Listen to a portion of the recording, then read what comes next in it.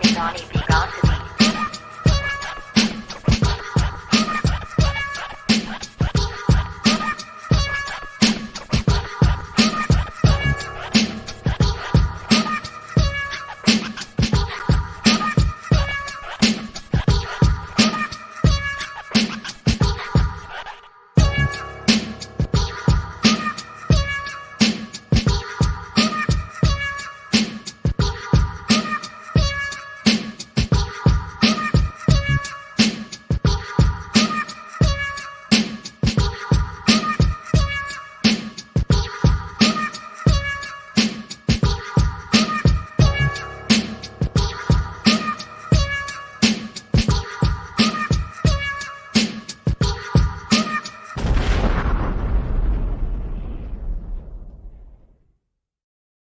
Good evening, everybody. Welcome to a new edition of The Beat. You already know what time it is when you hear that beat bang in the back. I'm Donnie B, Got the Beats. I'm your host.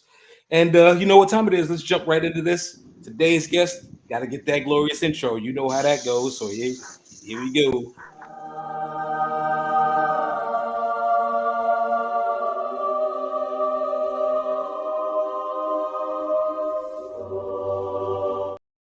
Now, you know me. If you know me, you know I have an extreme love for hip hop. Extreme. I'm from the Northeast, man. I'm from Washington, D.C., but my family from the tri-state area. So, I mean, I'm talking about going as far back as African Bambaataa, a Cool Herc and the Herculoids. Like, I'm a rap. I take it back. And so, one of the more iconic films that for the culture, not besides Beat Street, was Breakin. I love Breakin. Okay, I love Breakin, and so anything associated with Breakin, I lose my shit over. You know what I mean? So, fast forward to today's age, and so I recently came across a group, BTP Media Group. Shout out to Jeff and the team over there, and he would put me in contact with this living legend, and yes, we call him a living legend because we give flowers when flowers are due, not posthumously. And he put me in touch with his brother. This is one of the most pivotal brothers to the game. He influenced the culture in so many ways, and it continuously knocks things out the park. I got to introduce and bring him in. Celebrity DJ, multi-platinum record producer, screenwriter, and filmmaker, Chris the Glove Taylor. How you doing, brother? Man, that was wonderful. Thank you. I'm doing fantastic. How are you doing, my brother? I'm good, man. I'm definitely good now. Let me sit up in my chair. This is gonna be a good one. I like to glean information from legends. Hey, let's do this, man. I'm ready. Okay, cool. Well, let's get straight to it. Tell the world, for those that don't know, who is the Glove? So basically, oh wow, isn't that interesting? Basically, Chris the Glove is a person in the middle of an interview and he'll call you right back. But he's a person who loves music and who grew up in a situation where I was able to express myself through music. I got to turn the ringer off. I didn't want to be rude. So that's my really good friend. You know what I'm going through. So now we get that. So really, I began as a DJ, and oddly enough, I was in a marching band in high school, but I played the Rhodes because the year before we were like an award-winning band, but everybody graduated, so all the trumpets, the melody, the clarinets, it was just like 2 clarinets from 20 and 6, they was monstrous, and then it was nothing. So we was in the rebuilding stage, like, your team. And so I played those chord parts with the Rhodes. We found a fly way to use.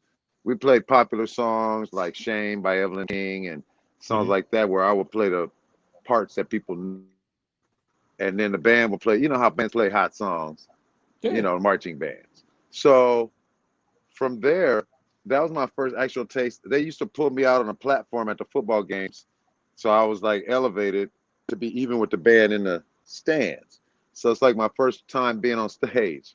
You know, I didn't think of it until years after high school. Like I was on stage at the band as a band. Like I wasn't a band leader, marching band director, Mater D, none of that. Drum major. I was the keyboard player, but I was on a stage on a platform out in the track. So I kind of liked that. It was fun. So fast forward to becoming a DJ, which was random because when in 1979 there was not really anything like here for the people you just discussed, the Herculoids, Grandmaster Flash, and Wizard Flowers, and Theodore, and all these cats. But I ain't know none of that.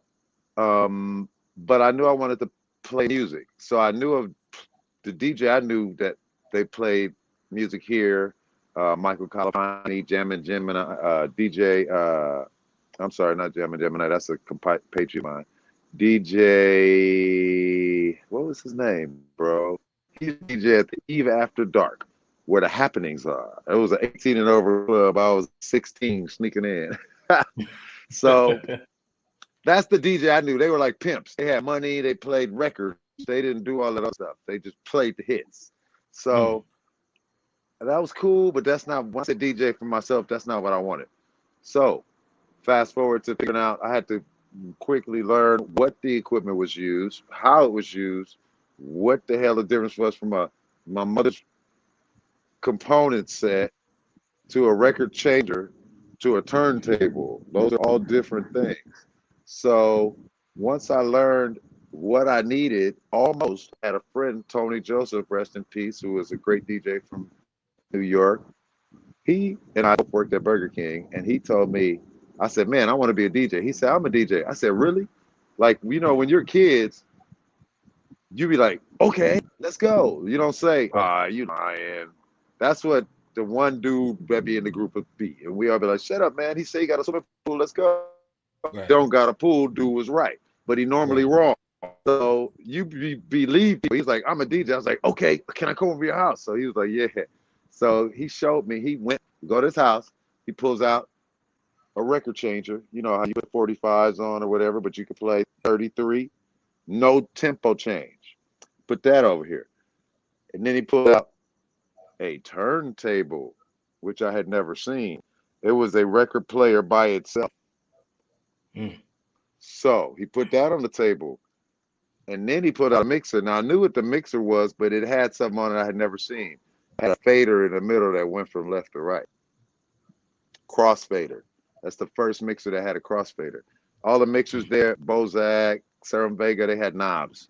So I had to learn my craft with knobs, which made me incredibly fast because I had these fingers I can whip real quick. So from DJing, I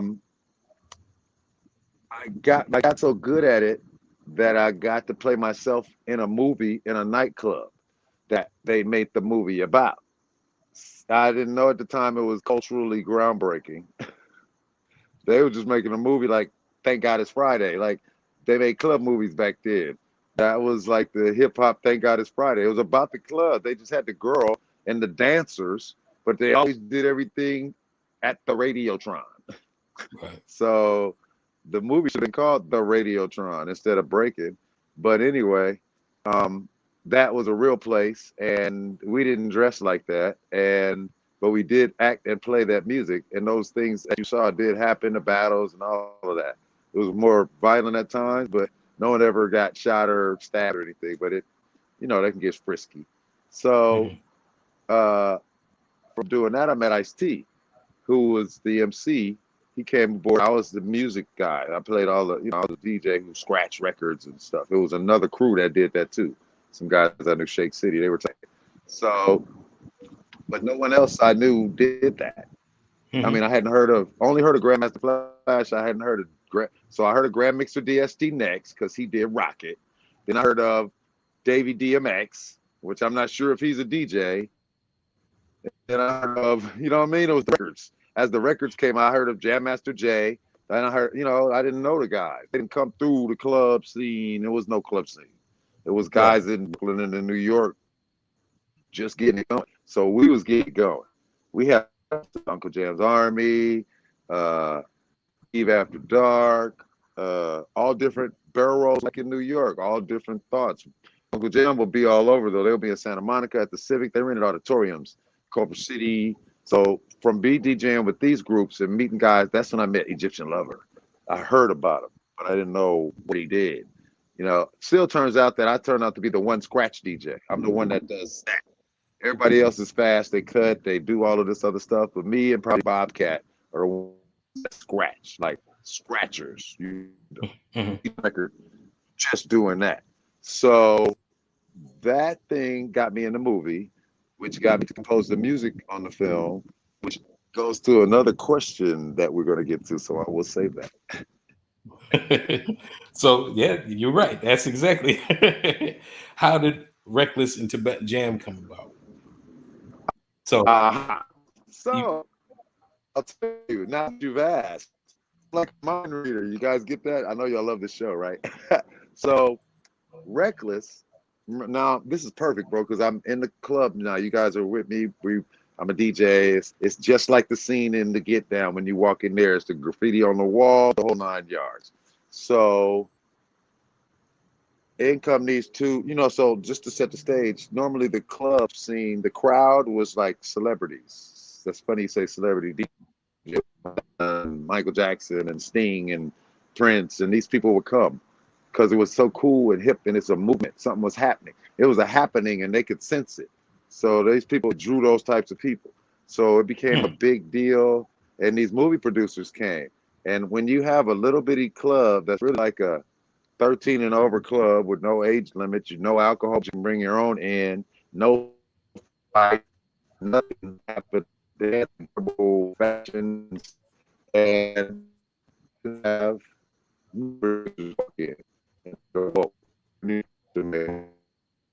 right in the jackpot. They were like, "Oh, we're up here." They up with this concept of Breakin.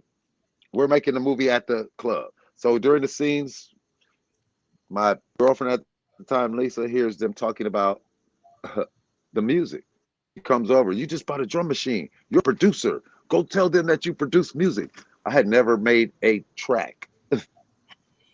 So, hey, man, I do music. You don't need Africa Bambaataa. I'm Chris Love. It's West Coast. What? We do our own thing. Oh, you got it. We got two scenes for music that we need. So what turns out to be Reckless, and the other turns out to be Tibetan Jam. So the one that turns out to be Reckless, they say, we love that. We want you to put that on the trailer, and we want to put the other one in some other movies we got. So they put it in Missing Action and the Death Wish and all these movies, right? It just jumped off by itself because they didn't have anything with talking on it. There was no rap records. They didn't own anything they could put in their movies. So when we made those, they went in all the movies. So it was dope. So Reckless was like the first scene. Oh no, Reckless was the climax scene when they carry the girl in, and boom, when the gong comes in. So that was the big song, the finale. So I took that, and me and my boy Dave Storrs, the one who did all of the, he was the producer, I was the rookie. But I did the beat, and I went in there and learned all of the stuff he could give me, and I went from there. We worked together on that in the next movie project, and that was pretty much it. But he was instrumental in helping me learn what I need to learn to make music in the studio. So we make, I go to Ice-T, the the film company. It ain't even a record label, right? I'm making music. I don't even have never dealt with a record company. I'm in a movie making music, exactly what I wanted to do. So the film company called and said, hey man, can you make like a talking record with that second piece that you made for us? Yeah. So we go to studio, I call up Ice, do this. He writes a song. Hey, he's rapping about me. So I get on the record. I do the cuts and scratches. Bye, y'all. It was like that. Then Tibetan Jam, he probably did that right after. Does it even have a rap? I think Tibetan Jam is instrumental. But Combat has a rap, but it's really from the movie. So people don't know. He took that movie and put it over it. But so that's how Reckless and Tibetan Jam came about. To answer your question. Reckless got a funny story too, because the producers were trying to give us a deadline. Now the film industry got, like TV, they got hard deadlines. So as I learned later, in the music business, we don't believe in a deadline. It's when we're done. It's just like that. We're gunslingers because we just do that. We normally do it timely, but bro, you can't tell me when I'm finished with this. It's not it's not rock. It's not the Beatles. 2.5 minutes and a hook and a chorus and a change. It ain't Earth, Wind and Fire. It's a mix of the two. Haha. So you know, and then we got those. So it was interesting how they like, so Ice was like, tell him to bring food. So there's one white guy in this Dave Storrs. He's like, tell him to bring chicken. We all looked at him like, for real? Bring chicken. Right? They gonna think all us brothers said bring chicken, right? The one white dude is the one who wants some damn chicken. We'd ask omelets and something. It's 5 in the morning. So they fried chicken that's open, and they bring a bucket of chicken to the studio. And there's a little slot where you open the lookout. So he looks out, he says, they're here. So Ice is like, they got the chicken? He's like, yeah. So get the chicken. So I open the door, grab the chicken, close the door. Ice, they got drinks? I said, no. I said, tell them to go get drinks. So Dave tells them to go get drinks. They come back. They got drinks? Yep, we got orange soda. Grab it. Boom. Close the door. Don't let them in. We sit there to them like noon, like, here you go, bro. It's done. What they gonna do? We need the vocals. How did the British say? Piss off, bro. Here's the record. It's done. What are you gonna do? The scratches need to come up a little bit in this part. We want to dig them out a bit. Like, what do you know? That scratch was supposed to be low. Get out of here. You know what I mean? Right. So that's how Reckless was made. It was so funny too, because Dave had to remind me how this is my first record and my first dealing with a multi-billion-dollar corporation telling them to go get chicken. So you know how the rest of our careers were. We was always out of control. Why do you think they make records like fuck the police? It's like, go get chicken. Like, we didn't even come up with the chicken. You know? It's wonderful to be able to be creative, bro, and to have a protection and to be free. Go get chicken. You need to put that on a shirt, man. Mass produce that. Get chicken. That's awesome. Listen, we actually got a tutorial, a video tutorial of you and Egyptian Lover, just trying to explain to people how to DJ and how to mix. No, not how to mix. What we do. We're explaining to them what we do. I remember that clip. Yeah. Oh. It's more of a exhibition than an instruction. Because the instruction will say, so you take the record and you rock back and forth. And there you go. Now you try. I'm gonna make one of those. You should. It'll be like that soul too. Definitely. It is sweet. That's my company. Okay. We definitely gonna have to come back to that. We come back to this. Let's play the clip. I'm gonna play the clip. We're gonna get play the clip while I blaze this. Here we go. Check this out.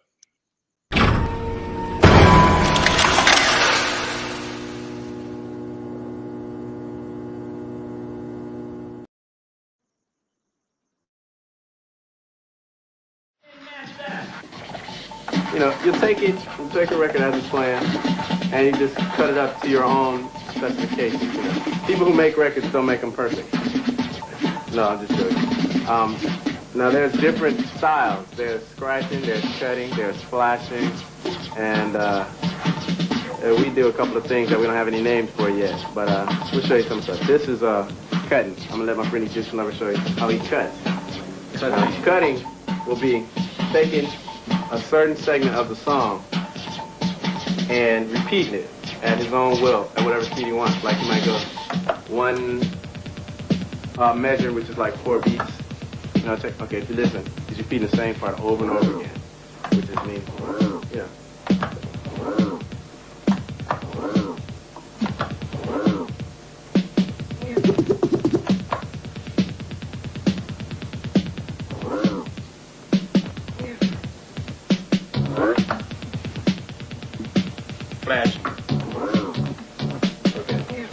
Scratch.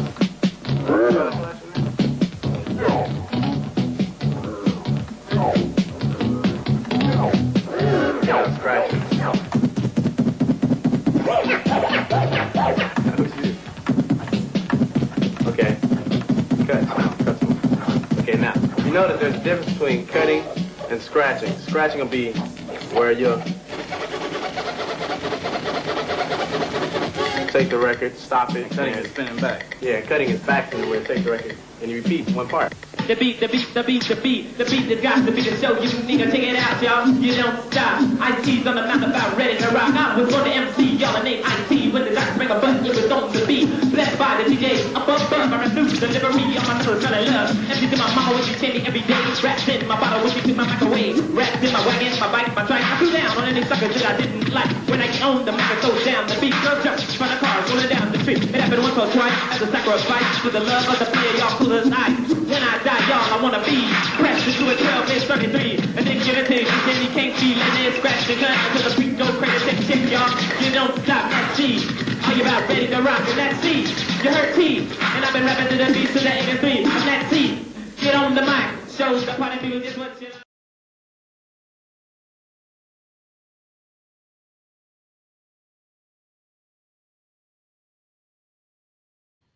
Yes, sir. So, how does that make you feel looking I guess back it was sort of instructional as well, too. I just realized that you're correct, young man. But what was that? What was that like looking back at it, and just looking at how impactful for the culture it was. That was a 20-year-old Chris the Glove. Wow, that glove looked like it was heavy. Like I was like lugging around. Here's a point. You heard how we were cutting and scratching and that music.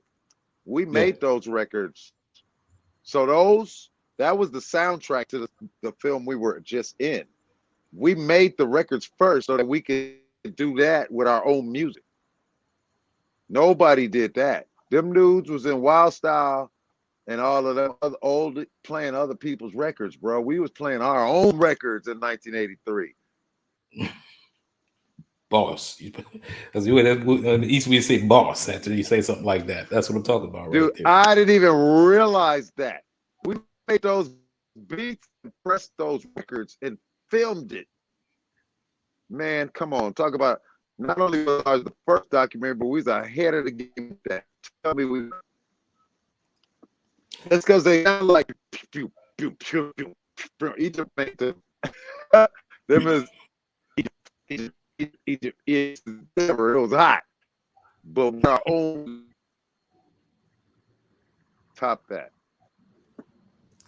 And that was like, I feel right now. I feel really good about. It's dope to see. This is what I set out to do. That it turned out to be this way. When I look at on the record, look at that thing, I don't cringe like, we didn't have it tied or the equipment was weak or we did. Now we that, not that, or that's corny. We're not gonna do that. We're gonna do this.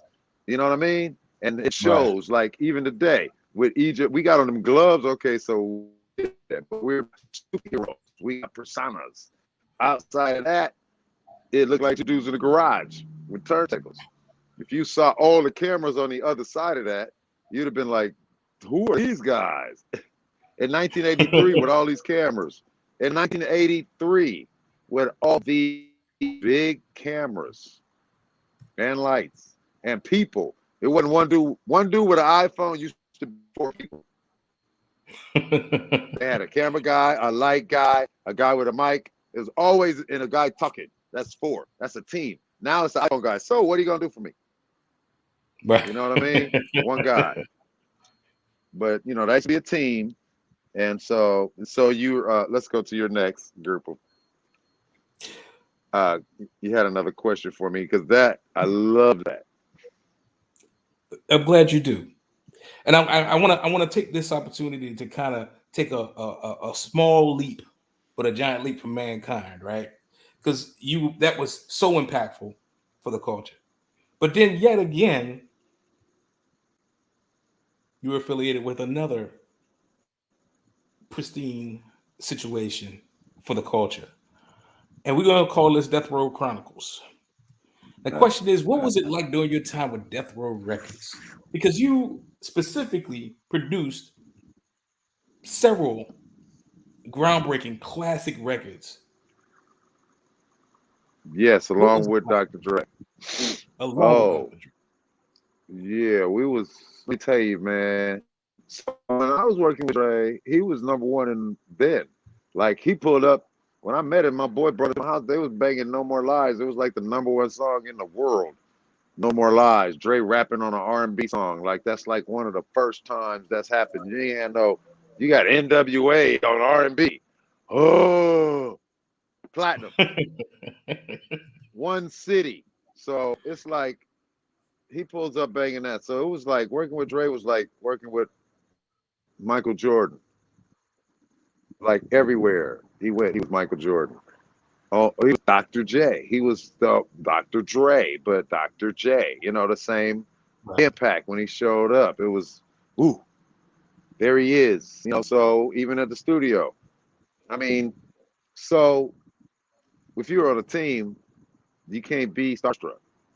So yeah, you're dope. You're Dre, but I'm me, and I do this, and you need me to help you do this. So let's work. I don't have time to get. I'll be that out there for in front of cameras, whatever you need. But in here, it's like whatever, you know, whatever. You just, and that's the thing. The relationship we have is like brothers, bro. We just talk normal, and I don't have to gas him or tell him bullshit. I can say, I told him I'm gonna stand on this one. I told Dr. Dre, he played this record for me with him and this white dude, and I was like, bro, that guy sounds this big. You need to go find Snoop and put that back together. And that white guy was Eminem. So I was way off, right? But I just was so West Coast with Dre and Snoop, like, nigga, forget the white guy. Yeah, that's a gimmick. It's what it is. He's white, he's dope, but this guy sounds like Bugs Bunny. That guy right there, Snoop, is, yay, that's Mr. Cool. Like, I still personally, I'm from an alternate reality. In the universe I'm from, Dre and Snoop did the album before Dre and Eminem, and that album sold 300 million copies. Then the Eminem one sold, 10 million. But they did 300 million. They broke Michael Jackson's records and everything. So I'm right. Just y'all don't know it. So, but shout out to Eminem, because I was told by Eminem that his career started because he heard Reckless and he wanted to rap. Because he heard Reckless. I was like, I didn't believe him when he said it to me until I saw it on The Art of Rap when he told it to Ice-T on camera. No, I'm kidding. No, I believed him. I was holding my daughter, so I knew he wouldn't lie to me. She was 2. Shout out to CJ. She was up in my arms when Eminem was, hi, little girl. She don't even know these things. It's so funny. But yeah. Yeah, Death Row time was, how can I say, the term malice? You know what malice is? Yeah, malice. of course. So it was a time of malice in my life. Malice. Not towards me, but it was malice all around. It was just like, yeah, shit happened. A lot of tension. Like, yeah, that's a good word. Tension, but we wasn't tense. But everybody else was tense when we pulled up. When Suge was with us, it was a different story than when it was just us. Trust me. But it was safer when Suge was around, even though he was protective of the crew to a point. Like me, I never. Okay, so I heard stories about people being maybe manhandled or hands put on them or whatever. I never saw any of that. Suge Knight never, in my eyes and in my presence, Suge Knight never slapped anyone that didn't deserve to get slapped. It wasn't like somebody like Dre or Snoop or Tupac. I never see none of them get snapped. Or, I mean, he may have wanted to slap me. He may have imagined slapping the shit out of me with a brick. I don't know why, but, psychopaths do that. You don't know. I'm going to kill everybody in my mind. What that's like. So, but, yay. And, there are other things that I say. But Suge Knight, I don't wish any harm to him, but there's a lot of malice and drama and cops, FBI types watching things. My mom thought I was a dope dealer. Wow, that part. Listen, I want to ask now with the this year's Super Bowl coming up in LA, and Dr. Dre and the whole team pretty much is going to be doing a halftime show. How does that make you feel? The like full circle almost, like what is that experience like for you? That shit was euphoric, bro. When I saw that Super Bowl ad, I was thinking, is this real? Like, my homeboy texted to me. I didn't see it in the news or nothing because I don't really watch the news or anything. And so I was like, who made this? Because at first I thought it was, so I'm doing a comic, and I thought it was some superheroes, some dudes, more people jacking my idea, because some people have started. And, I'm doing instead of a documentary, I'm doing an alternate reality comic about my music life. It's all about the songs. All the questions you're going to ask me are answered in this graphic novel. So it's called Spectre, New Enemy of the State. Yeah, it's like I go on the run from the government because Dre's the president and Ice-T is the vice president, and they want to talk to me. And I used to run the spy agency. Spectre is a spy agency. I train officers that infuse music. We call it weaponizing music. Like, when people dance to music, they can't control it. Like, you can't help it. When you hear a good beat, your body moves. You know why? Because the molecules of water inside your body start to shake. And when they shake, you have to release the pressure. And we do it rhythmically. You may tap your foot on beat. You ain't just going to tap it random. You may find out that it's tapping on beat. After you tap it, you're tapping it to a sound that you hear that you didn't know you heard. The water, it ain't got nothing to do with it. The brain is not in between that function. Neither is hearing. For instance, I used to DJ for deaf people. They don't hear the music, but the water shakes them, the rhythm, the same way. Like, they feel it in the bass. That's what they say. But I'm telling you, the air is being moved by the music.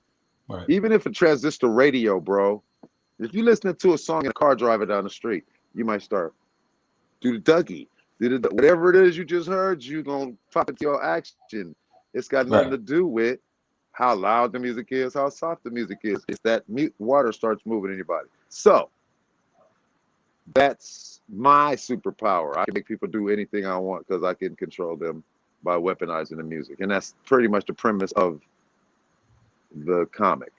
And then I'll name the songs.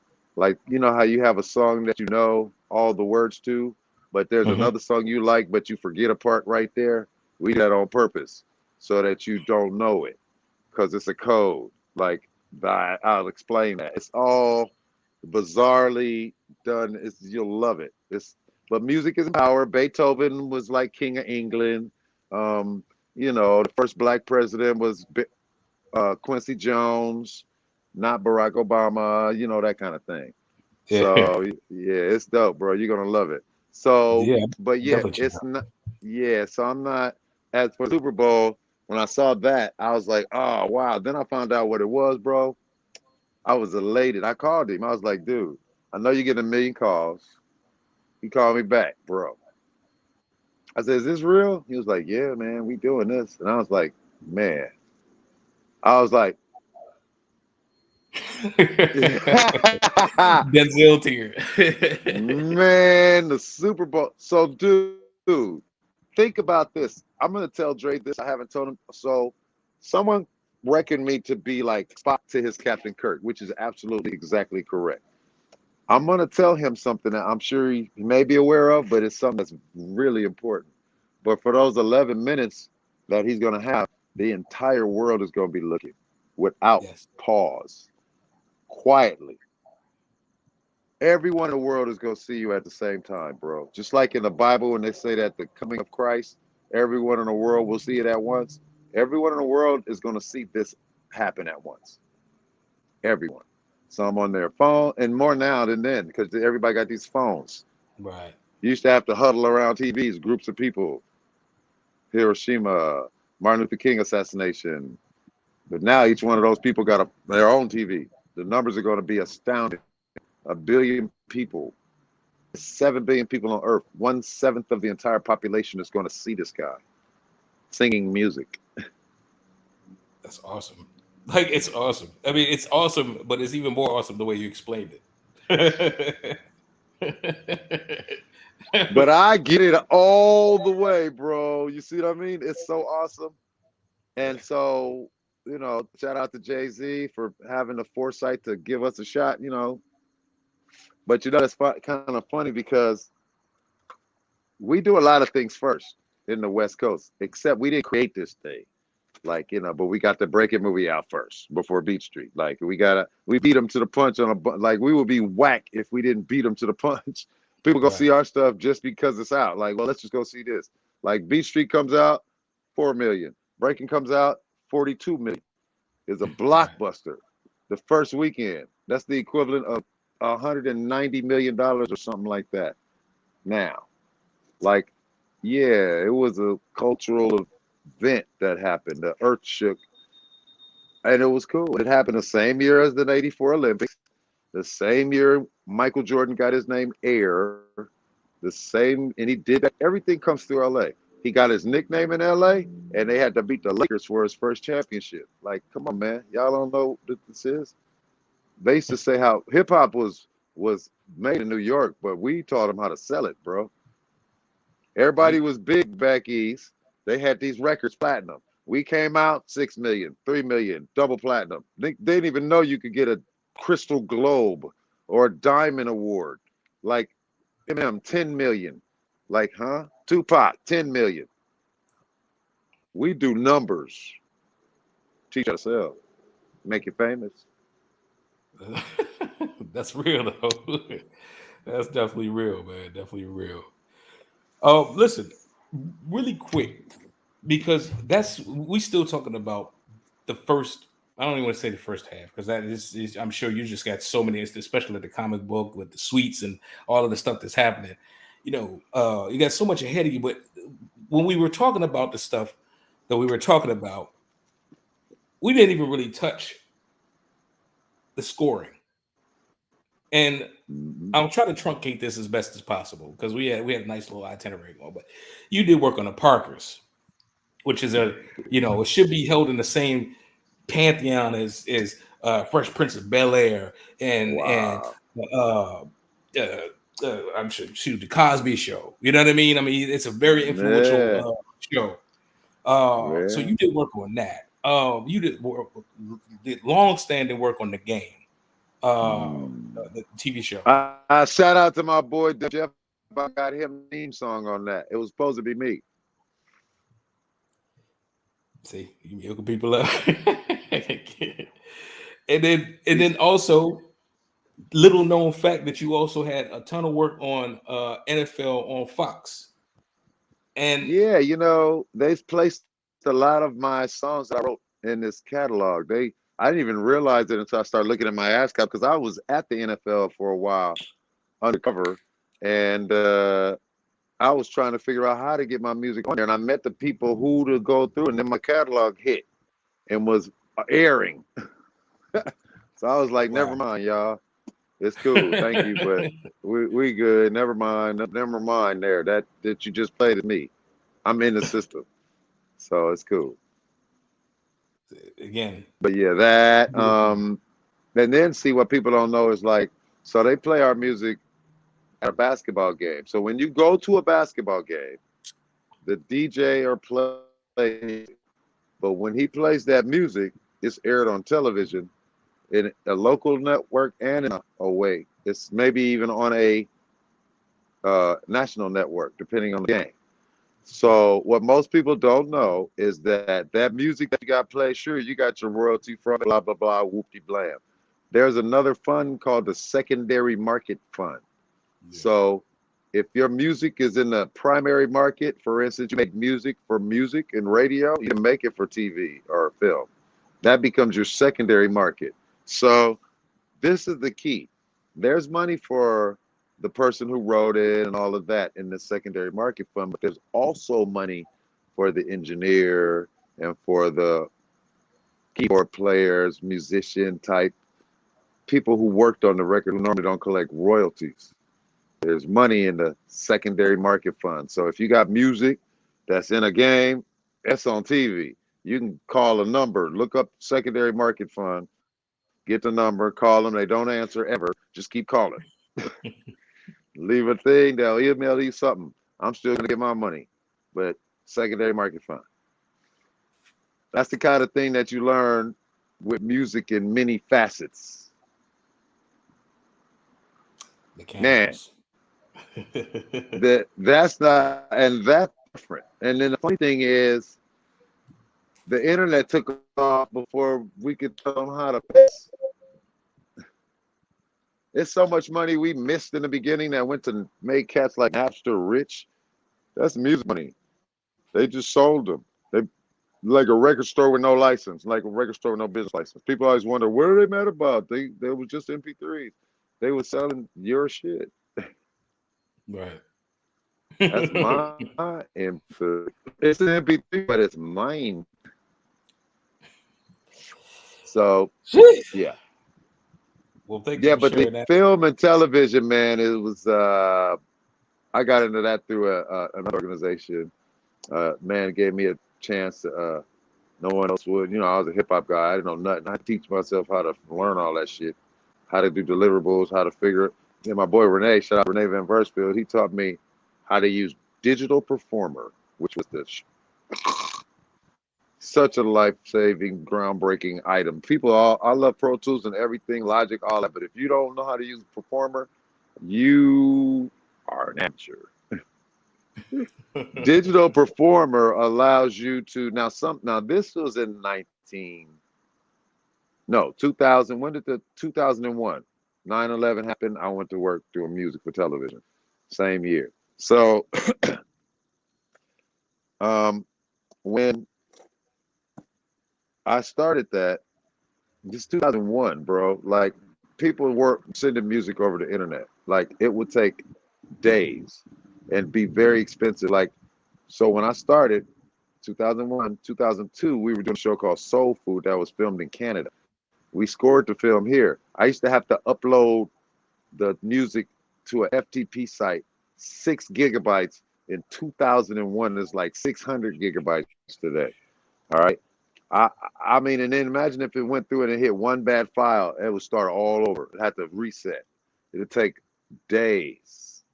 It was around the time when we were using the same lines, the ISDN lines that Quincy Jones used to record vocals. He did a simulcast in New York to record someone. Like now you can collab online, it ain't nothing.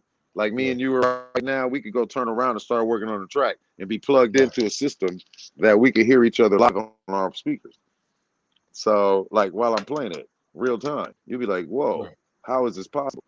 But you know, so we were doing stuff then that was ultra amazing. And then so scoring was Digital Performer in itself allows you to, when you do a TV show, I have to do, in the Parkers, it was 13 pieces of music.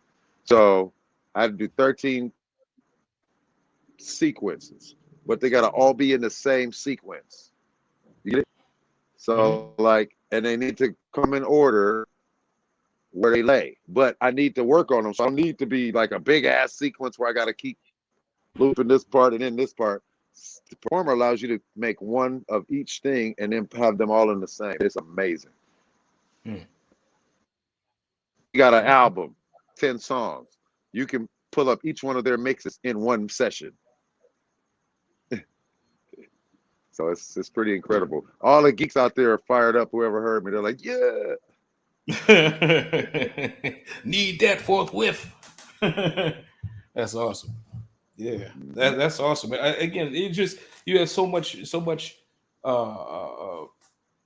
that you are involved in, that you have been involved in. You're definitely very, very, very cerebral. But just listening to the story, the comic story, that I'm definitely going to be paying attention to see, make sure I get a copy. Yeah. I want to ask about an endeavor that I believe is your endeavor, Asphalt Entertainment. You have any thing that you like to share on Asphalt Entertainment? Asphalt Entertainment, that's my buddy. Shout out to Keith Bowles. That's my buddy's company there. He put me in he made me president in head operations. Right now, we have a company called Triad Entertainment Group, which is the parent company to Asphalt. Asphalt is dedicated to making podcasts and such. Okay. Triad Entertainment Group is a company that's over all of that, and I own that with my two partners, the same Keith Bowes and my boy, Mr. Sweets, C Major, who was instrumental in managing group Lucy Pearl, would have Raphael Sadiq and Shahid Ali and Don Robinson from En Vogue. He put that group together and was, it was his label. So, these are my partners.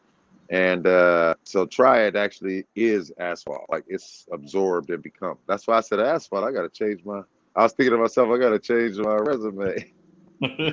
But yeah, and then I have, so Triad Entertainment Group is my entertainment. It's really a multimedia company. If you look, even the logo, so it's music and there's visuals and there's new media that we've discovered, new media that is like quantum media. It's not like the internet and other things. It's new. So there's going to be another opening, like how the internet went down and everybody made their money. There's another window. Like you looking, me and you were in a window. Like I'm literally like, I know it's a phone here, but I see you. It's like looking in another universe. Right. So right here. So we're both in here. You're looking at my universe like, damn, what's that back there? It's dark or whatever. You see what I mean? Right. But there's nothing but there's something. If you put your hand behind me, your phone, or your camera, you see that it's only coming through the eye of the camera, but that's still a window. So there's another window that's going to be a new reality. That's not this window. And you're going to be able to get healing through this. You'll be able to take vitamins through this. You'll be able to get any kind of, so back when we used to tell people there was many realities, no one believed it.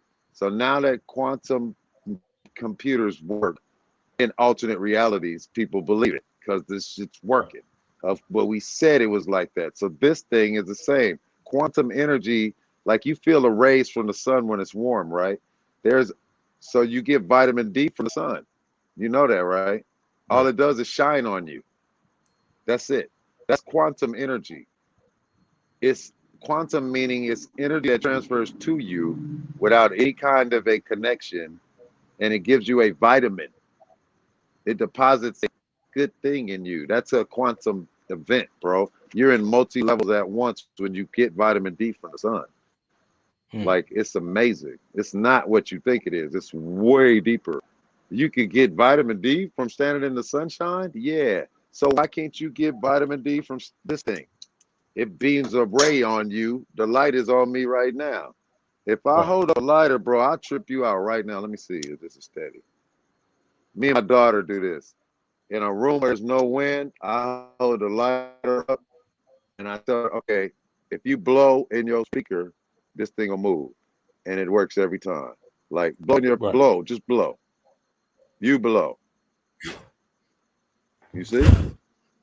Yeah. You see? You see that? Yeah. So that's quantum energy, but it's like, so this is how it's translated. You blew in your speaker, my speaker moved. Remember? Speakers move when they have sound. So, but it moved and the flame moved because you actually blew it. It's real. It's just that you made the speaker move. You didn't blow it with your breath. Right. That's magic, bro. Like, how the fuck? For real. Like, really? Like, even smoke you can do it with. So, those are the types of things that music does. It's multi-layered at one time. And so quantum energy, this new window is going to be able to, you'll see, and it's amazing. It's all corresponds with all this tech, 5G and all that shit. So you're going to see people selling vitamins online that you can beam, and it works. You got vitamin C. Put it like this. Let's say I'm crazy. Okay. When they will not approve cannabis for this quantum medical service because it must work. Like they want to prove it. They want to prove it. Drugs are illegal. You get it? They're not saying it's quackery. They saying if you do it, you go to jail. Right. That means if you do it, it must do something. Right. Something happens because they locking you up over it. It's transporting of illegal drugs across quantum. It's a law.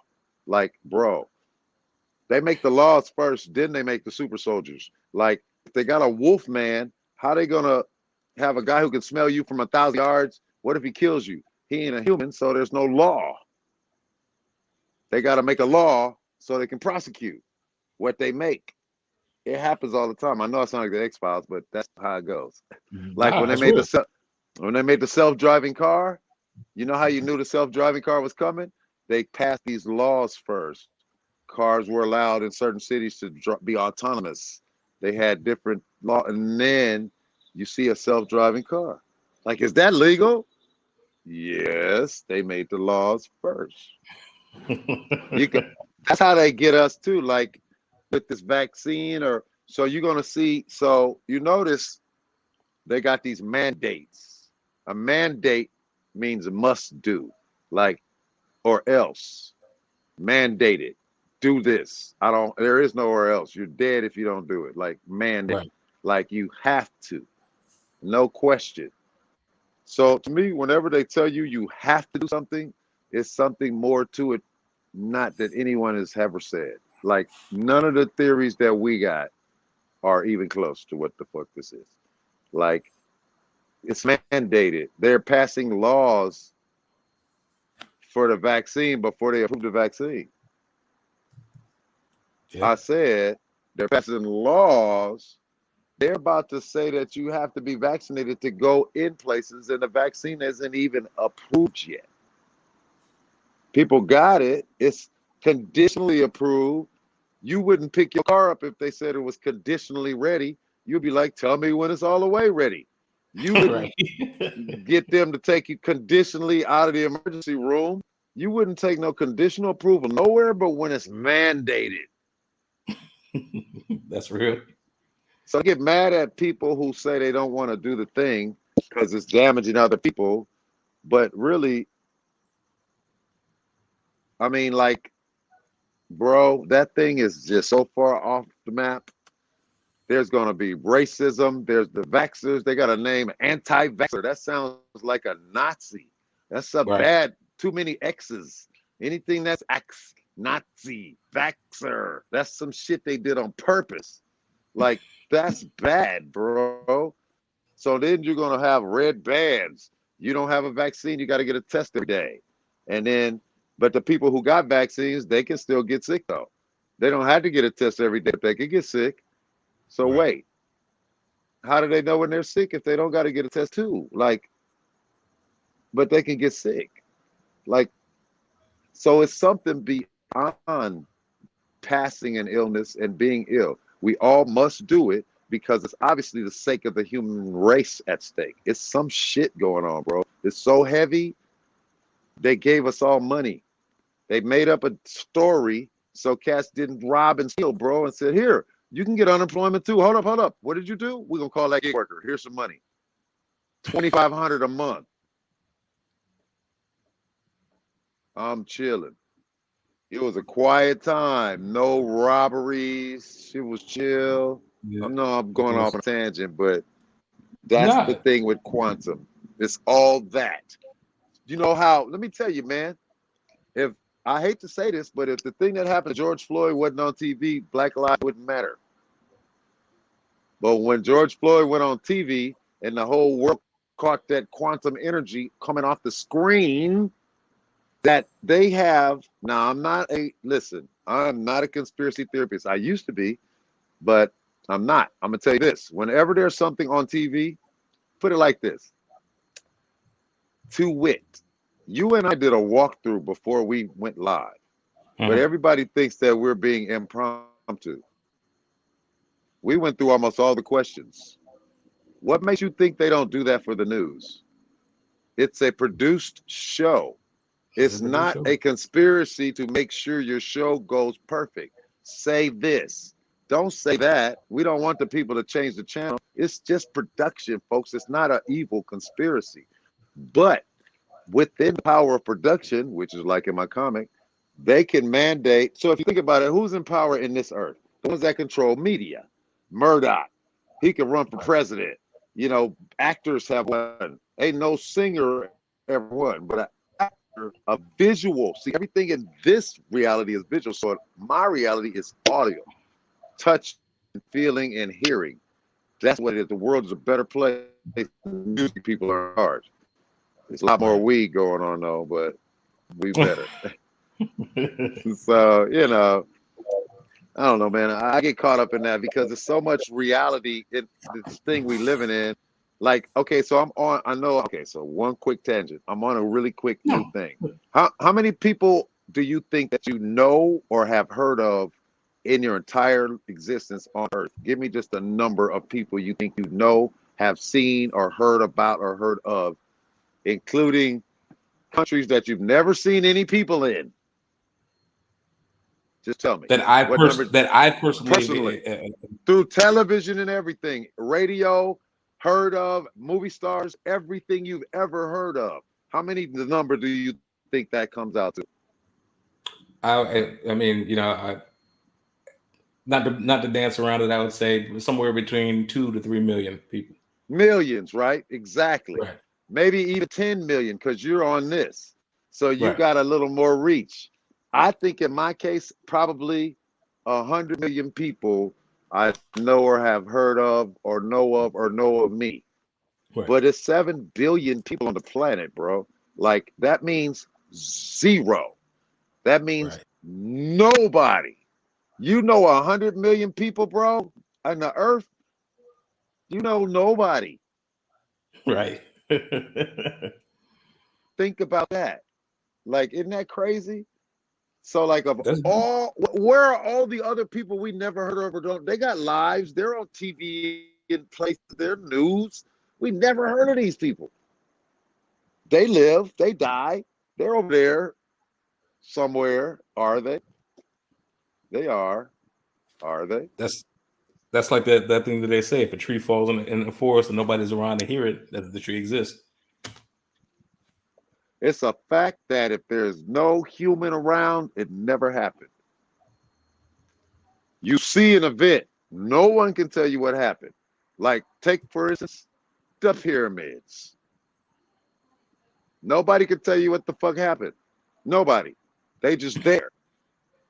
Really. We got all these theories. Oh, yeah, we built them in 10,000 years ago. That's bullshit. Your carbon dating is off, give or take 50,000 years. So that's not close. Right. You know. Well, Earth is 4 years old. It's not, Earth ain't that old either. All our, dude, you guys, that's bullshit. It's like, it's not what it thinks it is. Just like you saw the movie Groundhog Day. Yeah, of course. So what makes you think that it ain't the same day every day? We just do different shit. That's a very good point. Like, your alarm go off, same time. And then the last thing on this tangent I'm going to say is if you ever want to change yourself or be a different person, how can you do that when you have the same 90 thoughts every day that you had your entire life in a row? You wake up, I got to brush my teeth, or I got to do this, or I'm not going to brush my teeth, or I'm going to do this. I'm going to eat. I'm not going to eat. I'm going to eat here. I'm not going to eat there. I'm going to go over here. I got to go to the bathroom. You do the same. You know how you change and become a person? You got to have a different thought. You got to go, I'm going to go to the bathroom. No, I'm going to go across the street and pee on a tree. And then take from there. You never peed on a tree in the morning. You always go to the toilet. Now you have a new thought. And so you continue there. So you get it? Like, you got to go, there's no box. You got to come with something that you never did. And that's what I love about music. So moving forward to the things I'm doing now, like I'm doing vocals, only because of the comment, dialogue, but yet I've come to discover that I enjoy doing it. And I don't, I'm not, no, listen, Don't look at me like that. I'm not the old white dude that's starting to rap. Yeah, and listen, who? Nah, it's not that. But it's interesting because I'm also rapping in another language. So, you know, that I don't understand fully, but I can spit it. And it's like, and Okay. I know it now what I've said, but it's kind of cool to be able to see that you can do so many things. All you got to do is do it. Don't let people tell you anything. Just like knowing no one, they're just one person out of the, 100 million people and you don't know one. Nobody in the scope of the earth. Nobody, bro. We know all this hoopla, Grammys. There's people, 6 billion people on earth never heard of the Grammys. That shit would make them Grammys feel real bad. That's actually a very valid point. But it's a big deal for the people that do, though. Yeah, they got a lot of money and control, but there's a whole gang of people that don't give a crap about it, never will, and it doesn't even affect the people who do give a crap about it. That's the part. These are multiple realities in our own existence. Your next door neighbor, you might not even see him. That's an alternate universe, bro. Yep. He goes to, his world is a universe. He got people in it living and dying that you never see. Yeah. Maybe one or two of yours cross him, your gardener, you guys both see. Or when you're standing outside and you see him, that's when the worlds merge. You and I, our worlds are merged right now. So you'll hear some of my thoughts. You'll gather some of my ideas because of how this thing works. It's a connection that we have as humans. We're alone in the skin, but we're of one being. So we share a lot of things. That's why we share feelings and we can identify with each other because we got the same thing inside us. It's just a different filter on the outside. Like, so we exist differently. We see things different. These eyes are different from your eyes, but inside, same. Damn. And in the murderer, same. It's not his fault he's a killer. Even if he kills me, he's a killer. That's what he's supposed to do. It's not good for society, but you can't. This is the weirdest part, bro. We have these rules, thou should not kill. They're rules and laws to live better.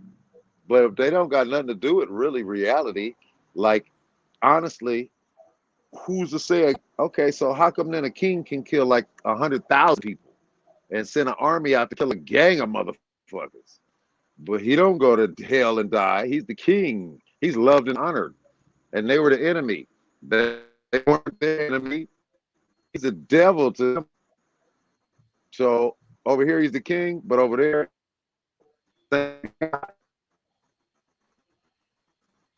and all he did was tell the army to do what the chiefs told him to do. He didn't even really tell them.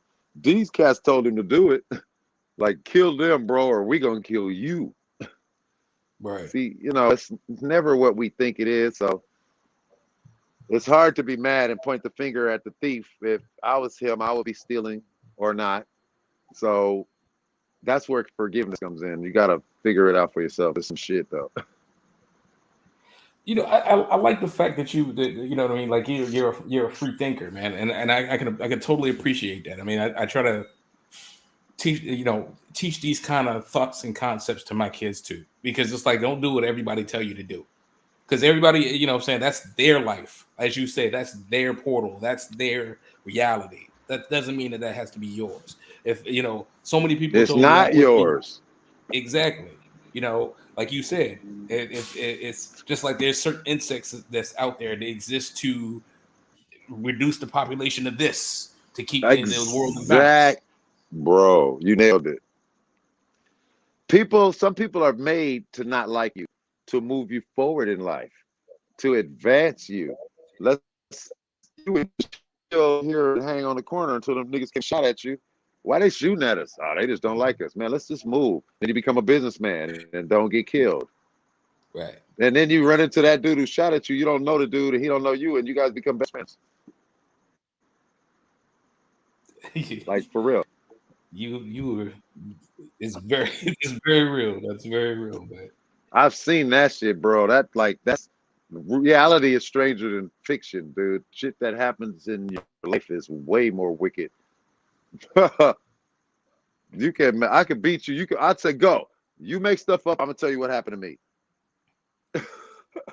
It'll be like a battle. Cause let me tell you, I got some stories. I got some unbelievable stories that are believable. They're just unbelievable. Like them dudes really did that. Like, yeah, they did it. Either good or bad. Like Kanye West really is the richest man in America. That's our color. Like really he is. And I heard him say on the record that he owes his musical career because he copied the drums off of Xxplosive and he put them on 7 songs. All of them, you know, even some of them H to the Izzo, Never Change, Rock La Familia, Dynasty. They was all Xxplosive. And guess who did Xxplosive?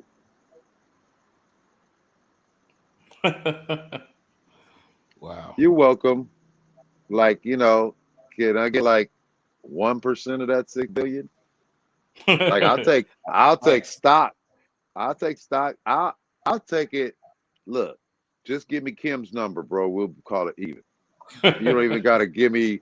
I'll take the 4 kids and all. Me and Kim, we could go off in the sunset, bro. I am not tripping. That girl, she's a siren. So this is another tangent. Are you married? No. Okay. Do you have a significant person? I do. They care about you immensely. Absolutely. So that's how life works. The reason that you're successful is because somebody believes in you and no other reason. Not because you did the work, not because you're super dope, but because somebody saw you and said, man, and they imagined you doing well and they believe it in their heart. So like the Bible will tell you, when you pray, you believe and then you receive. Everybody goes, believe or receive. Like they don't hear it though. Like you got to believe that shit. Believe it. So you don't got to pray to believe to receive. You just got to believe to receive. The prayer part is how the church inserted themselves to get the money. By the way, before you leave, we got to keep these lights on. It ain't a shrewd, it's business. It's not like they're evil. They're just trying to get paid. Like all evil is done by the hand of a person with fingers, not a demon that flies up and levitates, and it's just us. That's it. It's peaceful. It's us, bro. I'm sorry, man. I mean, you can see spirits and stuff, but they not no do nothing. You can see them. They might blow around, scare you, but nobody else will see them. They might talk to you, whatever, but they can't touch you. So then, therefore, you could just ignore them. Most crazy people do. They just be like, they might respond every now and then. That's why they on the street. Motherfucker, I told you that. Who in the hell is he talking to? He comes out of nowhere with that, right? Like, I thought that dude was cool. We all do that. So that's the funny part. We just don't all get caught. So, you know, anyway, the power of a person believing in you is immense. And it's also the same as when they believe against you. So you just don't have to accept it. And when people do that, there's a law that there's a guy that came here, they killed him too for saying it. But if you would just do like you get done, you would be magnificently fine. Love your neighbor as yourself. Guess what happens when you love your neighbor? He left his door open. There's some people walking down the street like they're gonna go in his house. I'm gonna go lock his door for him. Because it's like your stuff in there. You're not gonna go, ooh, I want to see what they steal. You know how people, this bugs the shit out of me. I watch people have accidents. They're like, ooh, look, watch. Ooh. Like, no, run down, try to stop that accident, bro. You seeing it to prevent it. There's always a witness. Sometimes so there's usually 3 people wherever you go, or else there's no reality. Like you see 2, and there's another one you will never see. Somebody peeking out a window, somebody's in a tree, somebody's under a car stealing it, but you don't know. It's always somebody around, or there's no reality, period. When you're by yourself and it's closed and dark, it's weird, ain't it? You close your eyes, it's dark. You open your eyes, you're by yourself. That shit is weird. It's real. That's real. That's why we get a people, girlfriend, boyfriend. It's weird, huh? Yeah, it's weird. Come closer. That's what the fuck, bro. That's all. It's just because when you close your eyes, you see what it really is. That's really what's in front of you. I'm talking to you on this phone. It's instant. My phone has no cables connected to it, nothing. This is a magic box, bro. Right. Like This is a magic Black Mirror. I like that. I saw it's a TV show, but it's a magic box, bro. It doesn't even work. This thing we're doing, you're in a room with me. We just don't know it. Right. How else can we communicate? This shit here is fake. This is not real. I could prove it by pulling another one up and calling somebody else and having us all in it. And you see the guy in the video, like this picture, it's a person in there, but they're not here either. They're somewhere else. Like, I know I'm starting to sound crazy, but think about those things, bro. That shit is bananas. And all of the communication that's in a room with you. Yeah. It's radio waves. We just don't see them. It's real. I wish I could get a fucking 1/10 of a cent for every radio wave around me right now. I think I'd be the richest human that ever exists. I wish I could walk. I wish I could walk on the radio waves. I could fly. I could just grab one. This is all stuff that should be in the Spectre graphic novel. Oh yeah, bro. Oh yeah, it goes. But it goes easily. Like you get not too many premises at once. I think deeply. I think very, like, you know, sometimes I have to stop because I know I'm getting to an answer. And sometimes I'll be like, you know how like you going down a street and you be like, I'm gonna go back down this way. Not because you're scared, just because, like, I watch a series Dexter, but I never watched the very last episode. I watched all of them and I couldn't wait till the last, and I just couldn't bring myself to end it. So I turned around and went the other way, you know, because I don't want to feel that loss of the show being over. That's a loss. That's like death, unless you go back and start over. So I haven't watched the ending yet. I heard they're gonna reboot it, so I'm gonna wait till it airs. Then I'm gonna go watch it. Because I can go right to the next one after it. It's like a cliffhanger for 17 years. So yeah, man, I'm a psychopath, bro. You just have a unique perspective, man, and I can totally appreciate it from one higher IQ person to the next, man. I tell you, this is very entertaining, man.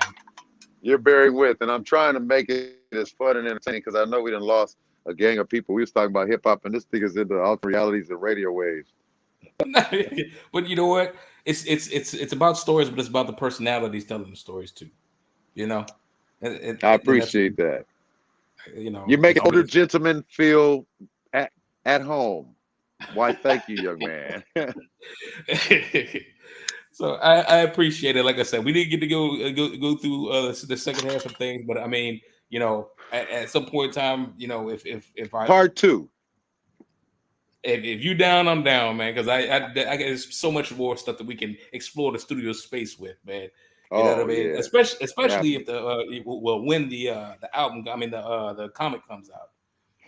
We dropped the first single off the soundtrack. It's called "Follow Me." It's Sigame in Spanish. It's out now in all formats. Me and Tony Hasboon. He's my transportation specialist, my getaway dude. He's like transporter, but on steroids. He runs a whole spy agency. Tony Hasboon is the company. That's what we call him, the company. Tony the company. Okay. Yeah, man. Shout out to